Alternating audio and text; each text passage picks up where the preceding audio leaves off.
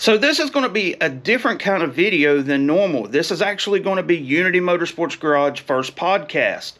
I go over to Jason Black Auto Sales in Stanley, North Carolina, and do a sit-down conversation between him and Sammy Pasour of Boost Is My Friend YouTube channel to discuss the differences between turbos and nitrous. These guys go at each other all day, all night long, and they're really good at what they do.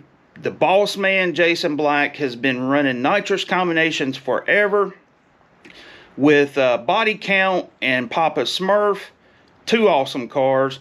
And then, of course, you got Sammy. Sammy, well, he's different.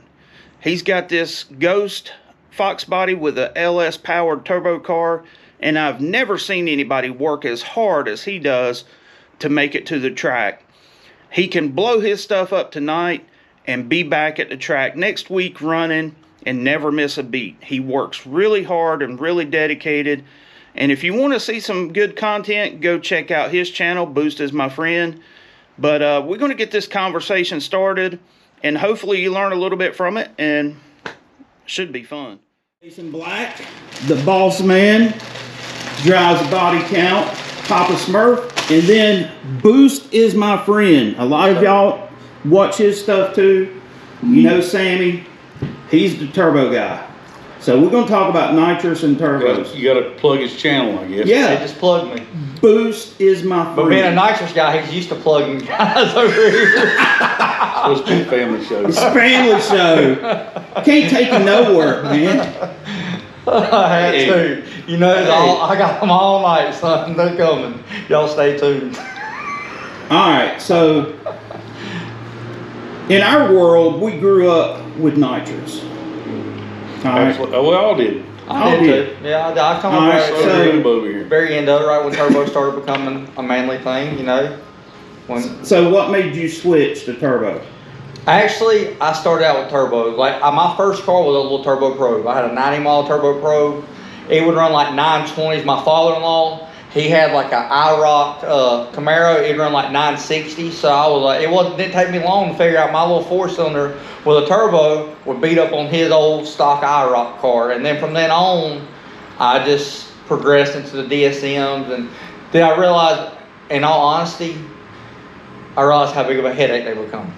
About 2006, 2007, I spent a lot of money on turbo stuff to figure out that I freaking hated it. And I spent a lot of hours working on it, a lot like similar to what I do now. Spent a lot of hours working on it and a lot of money. And about 2012, you could not have talked me into having a turbo car. I was like, really? Give me a nitrous car, a little $125, 200 on it, 250, I'm good to go. And then I figured out, like, Old tried and true. If you build a motor, if you take a car, a legit car that makes 450 to 500 rear wheel horsepower, and you put 200 on it, you got a solid street car. You have a car will go 109, 110 mile an hour and 8 to 3,000 pounds that you can drive your family to church on and tailpipe and have a hot rod. And I was convinced that I was completely happy with that life. I really was. All right, what was your first nitrous experience? Two dudes in a bar. Shut up. There could be a lot of editing in this. I can see that already. I can see it. Let me think here. The first car that I actually had nitrous on, the first car that I had was a 1986 Mustang GT.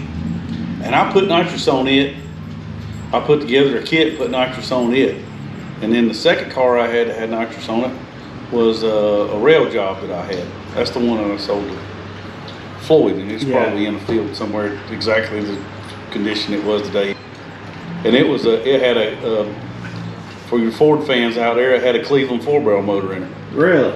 It was a 1976, 77, 78 town Squire station wagon. They had cut down, and it was so damn short that I could sit on the rear tire and put my toes and touch the front tire. It was dangerous. Dangerous. It was dangerous. And the nitrous made it even more dangerous. So you defined the word sketch back then, huh? It was yeah. It had freaking 456 gear and TA radios on it, and that thing could do a donut. A lot of people nowadays don't realize. So I come up in the early 2000s when Jason Black was the man. You know, now he's kind of fell off. But back in the day, when Jason, he's 10 years older than me. So I knew of Jason. My father-in-law raced with Jason. I knew of people, Billy Scott and a bunch of people around that race. I was a poor little redneck kid running around. But I've seen some of the hack jobs from the 2000s, 99, the mid-90s to the late 90s, 2000s. People have it nice now, the people that learned the TIG weld, the 10 soldier race cars, the cars that a lot of people idolize like Vendetta and stuff, the $500,000 cars. Now you just work to, you can make as much money as you want to make. So if you got a welder and you got a little bit of time, you can about build anything nowadays. But in 2000, it wasn't like that. Yeah. There was a lot more of homebrew, build what you can, go to track, half run what you brung stuff.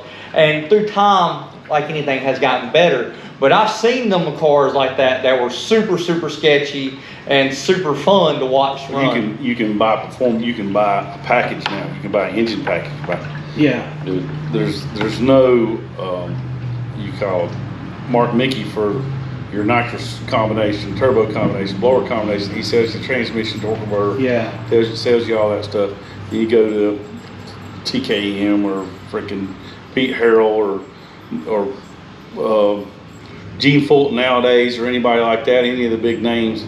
And like you can buy now, you can buy a fuel injected engine, whether it be a nitrous engine or whatever, and that thing will be dynoed and you'll have tune-ups and all day one. We didn't have that luxury. We didn't have that. No. We didn't have any of those luxuries. It's crazy because like it's our generation. I remember going to Shady Side when early 90s, 6-second cars were fast. You know what I'm saying? And then we seen the progression, people getting into the 5s, and then we seen people getting into the 4s. You know. Well, the 4s were taboo. I remember. It was very taboo. I remember when Cliff Boland had was it Illumina or Beretta? Beretta, I think it was. Beretta, and he went $499 on motor. Yeah. Down at Shady Side, and I remember just wow. I remember mind blown. Wow. I remember cars going 8.0s with respect to street cars. If you went 750s, you had a decent little car. If it went 690s, it was a race car. Yeah. You know I mean, like you go out here and run 690s, you got a pretty hopped up street car to go 690s and drive your family around in it. It was pretty bad at that time. 96, 97 miles, you bad. Oh yeah. So what I see now is you got a whole generation of people coming into the sport that's never messed with nitrous, unlike us. You know, they're probably coming in turbo since day one, because you got to think, you know, turbos wasn't really a thing until the mid 2000s. You can go buy a Coyote car now, buy a turbo kit, get somebody to put it on and make 800 horsepower on the 85 like it's nothing. 900 horsepower like nothing. Like you could fall asleep and a blind man and find it. You know. Well, and that goes back to what you were saying. Used to, the problem was making the power. Yes.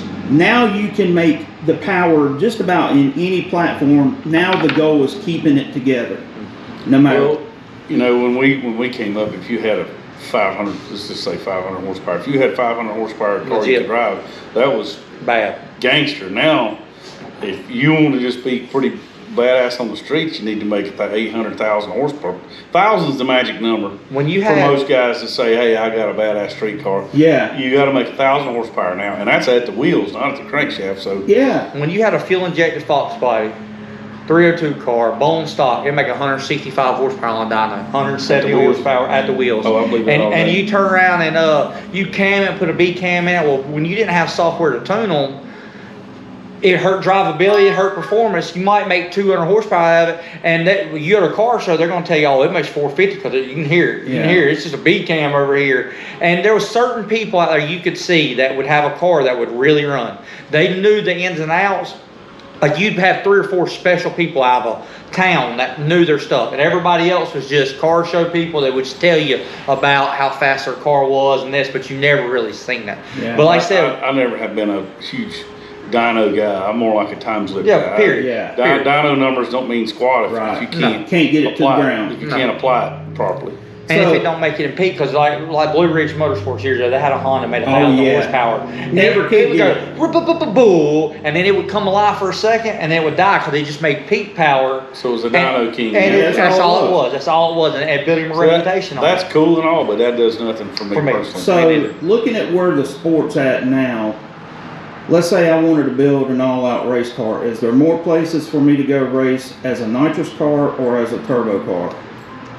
Depends on how fast. The biggest thing is if you have a turbo car, you either have a really fast turbo car or you're in the way. Nitrous guys ain't gonna jump over there and race turbo car unless you're in the way. If they know your car is legit. Is that true? There's more places for most of the time for the nitrous guys to race because there's more nitrous only classes than there's turbo classes that'll let you in. Okay, so why is that? Because I've always, is it the rule package? Because I used to be a tech guy, and I remember checking jets. Is it people don't want to have to deal with taking the housings off the turbos and turbos is so with cheater turbos, and I'll tell you this. Well, that gets into a whole nother problem. When you start getting it, that's a box of that. That's the problem is because like cheater turbos. That's a nitrous guy is not going to take barrel of monkeys right there. A nitrous guy ain't gonna take the time to learn a turbo. They're gonna look at a turbo and they're gonna go through and go. They don't know if that turbo is 1,000 horsepower turbo or 3,000 horsepower turbo because honestly, that's me. With forced inductions, he'll have a turbo over here and it's rated. It'll say rated for 1,300 horsepower, but that thing will make 1,800 horsepower. Like there's a lot of them. They've gotten to where like if you really like my turbo on my car, if you pull the compressor housing off of it and you look at it. It's a man's turbo. It's $5,300 for that turbo. Your average person is not going to spend $5,300 to put a turbo head unit alone to go do this, combined with all the other little stuff.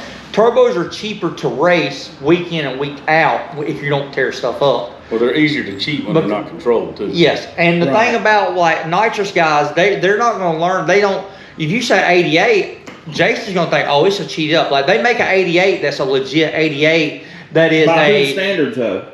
They make a budget friendly 88. Okay. I was just talking. Oh, that was you told me that. You can buy an 88 that is. You can buy an $800 88 that'll make 800 horsepower and is a class friendly 88. The turbo I had, I raced Shady Side Outlaw 2 years ago. It'll run 480s at 150 miles on like 26 pounds of boost. At 3,000 pounds is a perfect Shady Side Outlaw turbo because in all honesty, Shady Side Outlaw should be 460s to 490s should be comparable on any Thursday night. Should be that's a legit field. So if you took an S488, that's a livable field. Anything less from that starts getting unobtainable. Yes, you want to keep it for some of the legit. Guys that are out there already maxing. Period. You take an S488, you knock it down to 2,800 pounds, and you unlimited small block nitrous combo on it, and you let big blocks run on one stage, and you have a great class. At those weights, you have a class. You let a GTR 88, a GTX 88, or any other kind of big 88, which is nothing but a 98, that the wheel is clipped on the end of it for the turbo to fit on the housing. Oh, yeah. They just clip it 10 millimeters on the beginning of it, so you still have this wheel. So it's not going to make the power of a 98, but it's not going to make the power of an 88 neither. So for nitrous, I know that you can always do, like I seen where you posted about doing a Dash 4 line class. Yes, that's awesome. There's ways to regulate nitrous, you know what I'm saying? A Dash 4A in line class is a great class, because that's a 250 horsepower class. Oh, it'll flow on that. Well, the Duck X deal, they flowed through a cheater plate. Yeah. And I don't know if the Dash 4 was the limitation, but the cheater plate itself was supposed to be max 250. And if they would, nitrous outlet, Steve Johnson, all of them went through, they buy a dozen plates, and then they would sell off four to six of the dozen plates that wouldn't flow as much as the other half. Right. Because they would just flow because they couldn't touch the plate. Remember, that was the big deal. That was the big deal. Can't touch the plate. Don't touch the plate. But those things would flow right at 350 horsepower through a Dash 4 line. Now they can run. Plus your length of your line too plays a difference. Well, no, they had to be so long. The line had to be so long. I can't remember, but I don't think the line was a restriction. And they ran some humongous. They ran a trash can solenoid. But the thing about it is, I don't think the Dash 4 line was maxed out as much as the plate was maxed out. Yeah, Right. that's The what it bar is. and all that. So a Dash 4 line probably flow, you know, it'll flow 350, probably close. But the point is, 350 horsepower with a nitrous in the racing applications is nothing. Yeah. You should be able to race that till the cows come home with a Yeah. well-built engine. So- and if you tear it up, it's your own fault. It's not. You did something out of the box that tore it up. That thing should be something that's reliable and you can just race the And car. years ago in 2000, if you sprayed 350, you better know what you was doing. Yeah. Even back in them times, if you did, that's where it comes into tunability now, because people figured out. You buy tune-ups now. I mean, Yeah. like Yeah. I just said, if you was going to do that, you would call one of the companies out there and they would flow you a deal and they would hand you a package deal, which we didn't have years Yeah. ago. Somebody gave you Jack's quad. You didn't get a tune-up. I mean, they gave you a tune-up, but it's way off in left field. Yeah. You know, talking about nitrous and limitations, with the blue car, we found that saturation point with that small motor. You know, with boost, you can keep cramming more into it. You know, Boost is opposite. So nitrous, Yeah, a big motor and more nitrous. The more nitrous you can fit in, the better that thing's going to yeah. run. See, but what I'm getting at is, with that little 2 valve, we got to a point where Bullet literally ground us the biggest cams that they could grind. Something the core was a limitation. The wasn't it? core's the limitation, so pretty much you could put the bigger jets in it, go out there, and you could see nitrous stacking out of the carburetor going down the track. Yeah. So the intake was going positive. Yeah, it was going positive. It couldn't digest it, couldn't get it out. So what is the limitations as far as nitrous besides that, would you say? Well, Pat Busey just did a video not long ago that was short and sweet about nitrous engines. That he said a nitrous engine is no more than an NA engine. People think it's more complicated than that, but it's all about the cubic inch, the size of it, cubic inch, Yeah, and how much air it can move. yeah, People seem to get lost and think nitrous can overcome the fact that the engine gets backed up, just like what you said, the engine Yeah. got backed up. And he said it's all about the size of that intake valve, yeah, and it's all about how many cubic inches you got. The intake valve moves more air, it'll make more power. The more power it makes, the more it moves that nitrous efficiently. And then he said cubic inches. You know, you can only put so much nitrous in an engine per cubic inch. So if Yeah. And it's if like it's 500 cubic inches, you shroud. put this in it. Yeah, it just more you unshroud it the gets valves backed in. up. No, it just backs gets up. Yeah. And you can put more on it, and all it's going to do is tear up easier. yep. It's not going to go any faster. So Yeah, there that's is a limit. You can't just throw 1,000 horsepower on something and think you're well, wrong. that It doesn't, It's it not- doesn't it's work not like gonna do that. it. they figured out a ton with the nitrous. The big guys, Pat Busey and Gene and all those guys, figured out that getting that huge intake valve in there and building that engine like an NA engine Yeah. is where they get. Yeah, these I new learned engines that. to Like, really you gotta fly. can it, Huge and you intake. gotta build it like you're trying to support that kind of power as an NA motor to get it to breathe the nitrous. Yeah, You know what I'm saying? Well, they thought it was bigger exhaust valves and stuff like Nah. that. And recently, they just figured out it's more the intake. So you got to Yeah. get it in; it'll get out. Yeah. It goes supersonic when that Yeah. valve opens, and that air is going to get out of there. That's why you see freaking zoomies with Flames. 4-foot flames out of That's the nitrous right. engine, out of those big engines, because I love that, it's by the moving. way. That's awesome. No, the bullhorns are I all like right. it. I like it too. The bullhorns. I like bullhorns. The Yeah. bullhorns are Yeah. just simply badass. Yeah. Zoomies that killed Pro Nitrous Yeah. for me. The Yeah. roofs over the flames over the hood for Pro Nitrous cars are just gangsters. Could be. Yeah. When you had two cars going down through there with 4 or 5 foot flames out each, that was a show. All right, let's wrap this up. Where do y'all see racing going in the future as far as the battle between nitrous and boost? I don't see it going away. Yeah, No. The boost, my personal opinion with a lot of it is, especially like the last time like in February, I went to Dutch race, and it blew me away how many blowers are on the property. yeah. The Pro Chargers, the bad. screw blowers, Bad. Pro Chargers and screw blowers, but all the well-funded high-dollar teams, it was Pro Charger. If half the field in Radio versus World limited drag radio and Pro 275 were all Pro Chargers, and the other half was nitrous, screw blowers, roots blowers, and turbos. So why is it turbos part of that mix, you reckon? It's the rules. The only way you slow a turbo car down. Tunability, the ease and tunability of the blower deals. The torque. They're just so fast. It's the torque on them. They're so fast and so reliable. Turbo cars will always have mile an hour, so they'll always have room to grow. They'll always, with converter technology, it's just like in the 2000s. In 2000s, you never seen turbo cars, and the reason why they did not have converter technology to get them off the start line. I mean, you didn't have the waste gates. They didn't have the waste gates, and you didn't have all this. They could make power, but they couldn't get them off the start line. But with converters, they've gotten faster. Anytime you have mile an hour, you have room to grow. If you have a car that stacks up a bunch of miles, you can get faster. It just takes the right person to get there. But the problem is anytime you get a fast turbo car, the rules are going to come to slow him down because somebody's going to cry about it. Somebody's going to slow him down. Boost at the end of the day will always be my friend. It'll always be, even though I love it and I hate it. I hate it. Trust me. There's nobody don't even realize how bad I hate it as much as I love it. And if it wasn't for Shannon Dellinger, I wouldn't even have a turbo car. He kept telling me, he was like, you need to build a turbo car, go out and run Derek. You need to build a turbo car. This is when Derek was running like 570s and we had a chance. But at that time, I was like, no. Now, like anything. You're talking about that was when he actually had a street car? Yeah, when he actually had a street car. But with time, stuff develops and people go, you can go as fast as you want to go.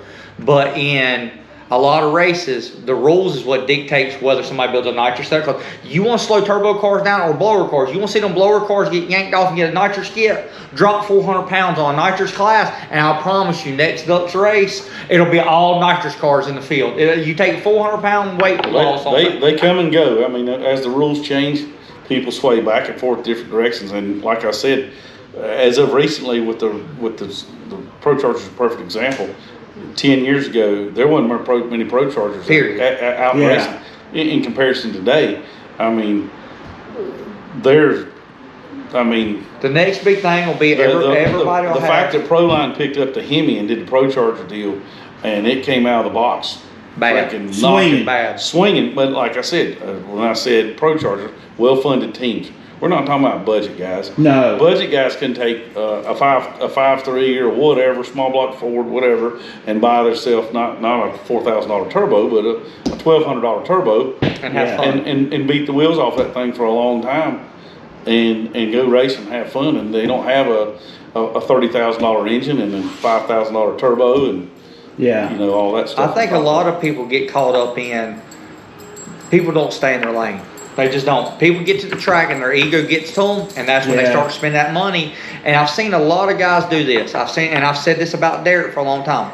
Derek is very surprised. He has really surprised me how much he has spent, and he ain't just walked away from it. Because there's so many people who will spend their last dollar and they'll bust their ass, and then one day they'll pack up, they'll pour everything out, and you'll never see them again. Well, Derek's a pain freak. He loves it. When I was growing up, Kevin Dalton was the man. When I was coming around, Kevin Dalton had a car years ago. He would show up at Shakes. He was one of the first people that really had the clocks on.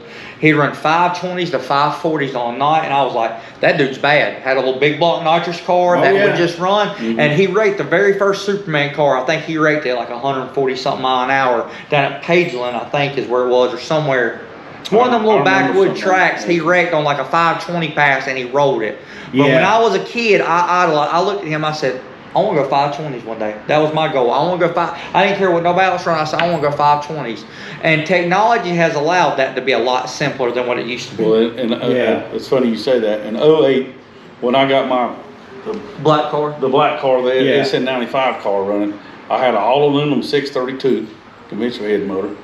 It had a tunnel ram on it, 2 dominators, and 3 systems. Yeah. My goal was to run how fast? My goal with that much hardware. Now it was all glass before that was cool. 520s.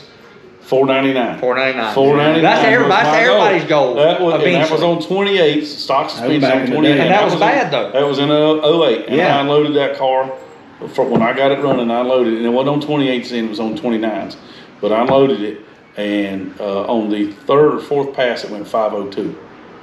Yeah. So and I was like, I could just and now. I mean, 499 is nothing. It's easy to come by. But the technology and everything's changed. Yeah. But an all aluminum 632 with 3 systems on it. My goal was to go 450. That's a 450 motor all day. 440 all day nowadays. In the way 450s. But when I put my car together, the first time at track, we went a 515 with it, 135, and I was like, okay, we're good, load up, we're good. Yep. That's where I was at, and I had fun with that. But like I said, there's so many people, you'll see the front runner cars, you'll watch, and you mark my words on, you'll see them for a few years, they'll do good, and if they got a lot of ego, they'll stay around. But if they don't, they'll disappear, and then the next crowd of people come. Me, I'm a hanger around. I want to be at the track the rest of my life. Yeah. I'll always be out there watching, hanging out, shooting. I enjoy the atmosphere. I've been there my whole life already. I already have been. Yeah. I go because I like eating, I like having fun, I like hanging out, and I just don't really care what the next guy does. But there's not a lot of people that's going to put the work ethic in that I do to go out here and just know they're going to blow the car up next week and all that. There's a lot of people that if you want to go X amount of fast, go X amount of fast and don't care about the next guy. Yeah. Don't chase them numbers. Don't let people get in your ear and talk you into doing this or do that. Stay in your lane. Have fun with it. So I hope you like that different kind of content.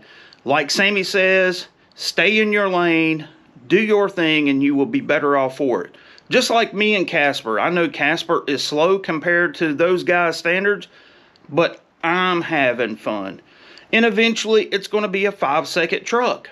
That's been my goal since day one, to drive it to the track, run 6-second ET, and then spray the nitrous to it, get it into the 5s, and then turn around and drive it home. It doesn't break the bank, and you can get in where you fit in type deal. So, until next time, this is Andy from Unity Motorsports Garage. We will catch you later.